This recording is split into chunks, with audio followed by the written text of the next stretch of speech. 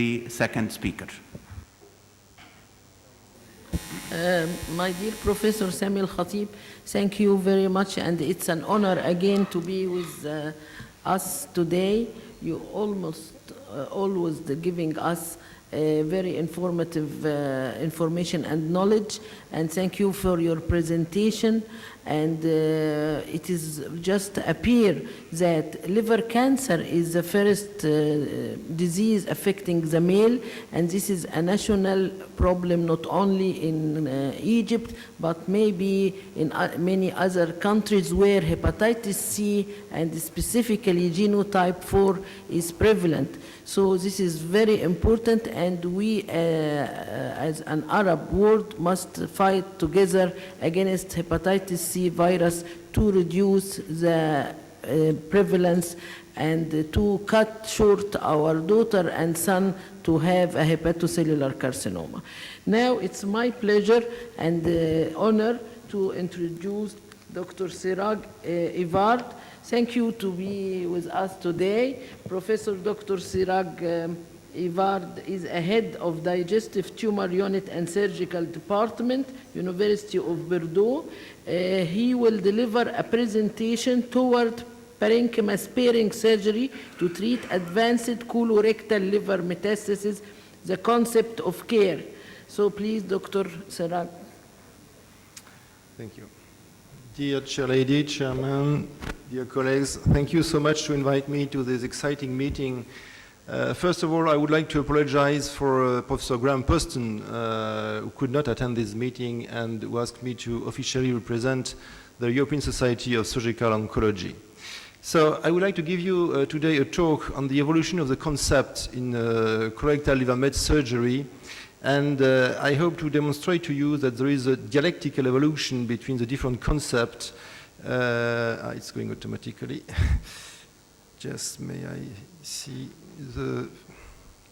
I have the first slide, please.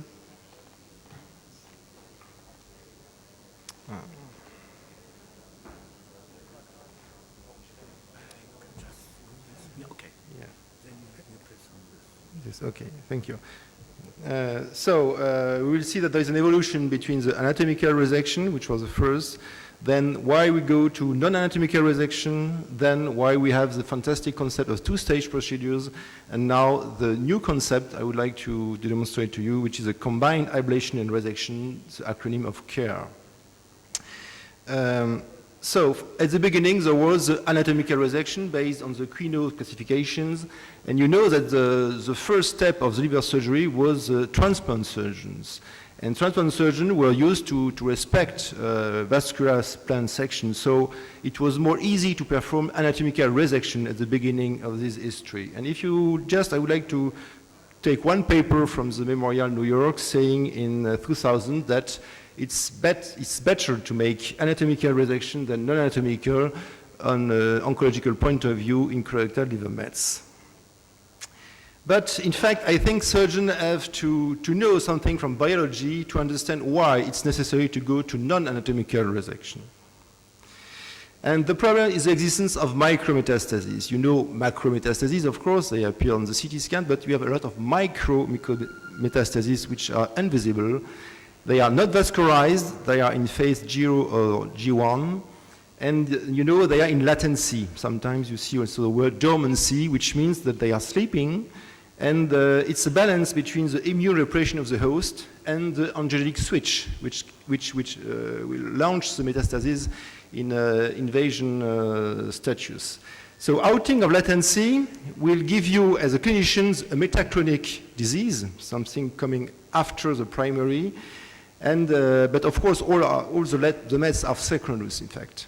And there is a major role for cytokines like IL-1, IL-6, TNF-alpha to start to make the metastasis going out from latency. So the first conclusion for the patient is a patient is never cured, is only in remission. It's always a sword of Damocles on his head, this phenomenon of outing of latency. So I was very astonished when I see the results of our series with the Memorial and in Liverpool, which is a series of advanced colorectal liver mets. to see that probably we may observe some iatrogenic angiogenic switch by having postoperative complications. If you have postoperative complications, you have a lot of inflammatory process, and they are passing through IL-1, IL-6, TNF-alpha, the same molecules than in the cancer-growing phases. And the overall survival was just quite divided by 2 when patients have postoperative complication. 25% versus 45%. So it's very, very important to be very careful in the surgical outcomes. So what has the surgeon to know from the biologist? First, micrometastasis may be everywhere. So please, there is no sense to make prophylactic resection. Normal parenchyma is definitively not a target for the surgeon. Very, very important. Do not perform prophylactic extensive hepatectomy. Outing from latency may be iatrogenic, so be very careful with the impact of your surgery. And we have now a prospective register to be going on with the ESSO and the URTC, which is a crime study. And lastly, micrometastases have metachronic outing latency, high risk, very high risk of relapse. So it's very important to conceptualize your surgery on an iterative framework, which means you have several lines of recurrences. You may have several lines of surgery and not only a one-shot surgery. 8 years later, the same team of the memorial published a paper saying that, okay, now stop with anatomical resection, non-anatomical do the same from an oncological point of view with better outcomes. So it's a clear dialectical evolution.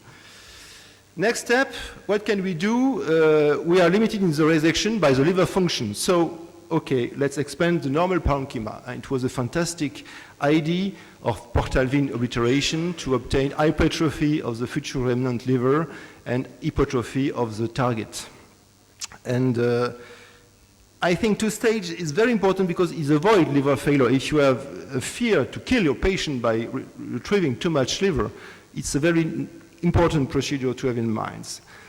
If you see the series of the MD Anderson from Mr. Vote, you have very, very good results, but clearly you see that there is 2 populations, a winner group and a loser group. Effectively, if the patient can go to the 2-stage, the first stage and the 2-stage, the results are very impressive. 64% of overall survival at 5 years, it's very fantastic. But if the patient cannot go to the 2nd stage, the result is dramatic, 13% worse than the group having chemo only. So clearly, there is a gamble for the patient to succeed to the 2-stage. If they do not succeed, it's a drama. So it's a complex procedure, it's an expensive procedure, it's hard to stand for the patient. So is it a technique which will allow us to pass in 1 stage? Of course, this technique do exist, and it is intraoperative ablation. We will not speak here from technique, radiofrequency, or microwave. There are indications for both. It's not a problem. Conceptually, it's a non-anatomical in situ destruction of the liver mets, and it's a real progress. But, of course, you have to be skilled in intraoperative ultrasound. And a major break why this technique did not break up in some OP room is that surgeon is not skilled in intraoperative US guidance, and it's a real problem. So you have to be very skilled in this technique. So the history, you know, Stephen Curley, Dominic Elias, at the beginning of the century, after in 2004 a paper of Abdallah saying that it was a devil technique, it was a bashing paper against radiofrequency ablation. And in fact, they were confusing the results of the percutaneous approach, which produced a lot of recurrence, and the intraoperative approach, which is completely different. So we have the chance to have, for CARE, combined ablation and resection, 2 prospective papers. I'm sorry to say that for resectional surgery, you have absolutely 0 prospective papers in the literature. All the very big centers, MD Anderson, Paul Bruce, Belghiti, and so on, they always publish retrospective papers. But we have 2 prospective for the intraoperative ablation, published in the same years. The first was the URTC CROC trial, and the second was my multi-center phase 2. And you see that the local recurrence rates are very low, 4 and 6%, so quite the same, maybe better than classical hepatectomy. Of course, size dependent, it's an evidence. The PFS was increased in the clock trial. In my trial, the five-year OS was 43%, so very nice results. And we have low morbid mortality. Remember the iatrogenic outing of latency. And for the first time, we could demonstrate it in my study that there was an improvement in quality of life after this type of surgery. So now I just would like to present briefly the results of the validation study we launched with the Memorial, New York, Graham Poston, Liverpool, Peter Kisselmeyer from Aarhus, and my centers on the multicentric basis. So the idea was that we have in these four groups prospective databases, which you analyze, of course, retrospectively, and it is the biggest series of the literature, 288 patients. The decision to resect or to ablate was the privilege of the surgeon, but most of the lesions were unresectable, initially unresectable, borderline resectable, numerous, and bilateral. We are speaking from very advanced disease. As you can see, synchronous, bilateral. The median number was 5, between 2 and 21. The median number of tumor resected 2, ablated 2, and very important, the size of the ablated lesions was in median 1 centimeter. So we are not using ablation to ablate big lesions. Complications, mortality 1%, to be compared with a series of the Beaujon Hospital of extensive hepatectomy, 10%. 10%. MD Anderson two-stage series, 2% plus 6% after the first and the second stage. So you see, we are not speaking from the same type of surgery. Morbidity, if you accept the grade 1, which are most of the time not reported by the oldest paper because they are very minor complications, we have only, sorry, it's gone too fast, 23% of complications. So this type of surgery, the care is very well tolerated.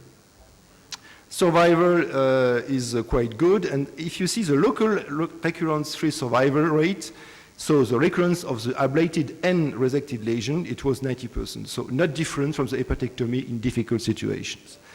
And if we compare the results of the Paul Bruce Hospital, which was the first to introduce ablation, 21% of the patients get some ablation, and they have also 13% of extrahepatic disease like we have quite the same results.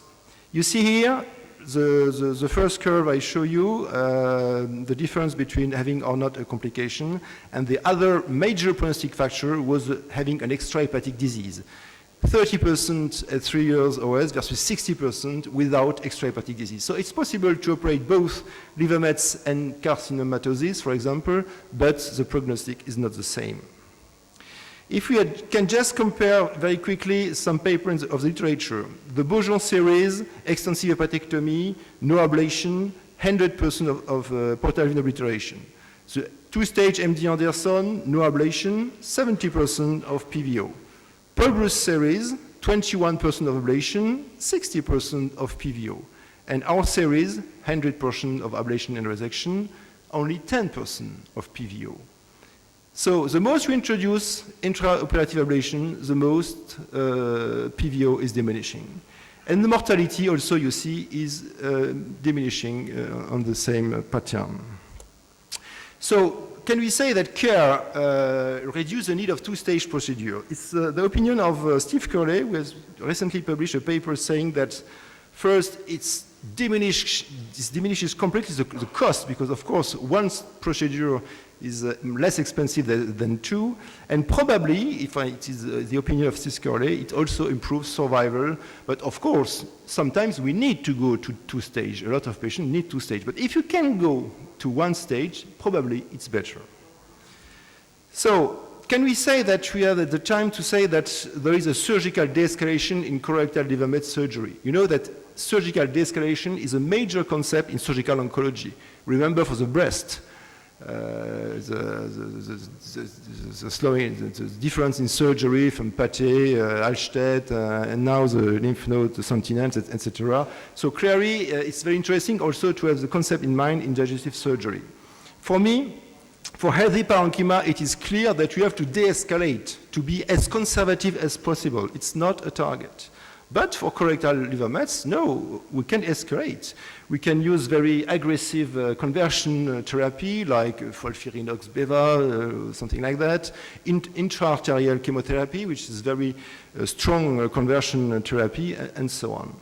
So I would propose to you that care after anatomical resection, non-anatomical resection, and two-stage is now the rest of the story. It's my opinion and the opinion of my 4 colleagues who make the care paper. So I just would like to invite you, if you're interested in the advanced technique of the colorectal management, we have the SO is organizing an advanced course in September in Bordeaux, especially to learn the intraoperative ultrasound guidance and so on. And of course, I would like also to invite everybody to the big meeting of the SO to be held in Liverpool, hosted by Graham Poston in October. Thank you so much.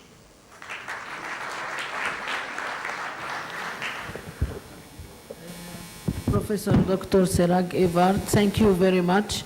Very excellent and informative presentation.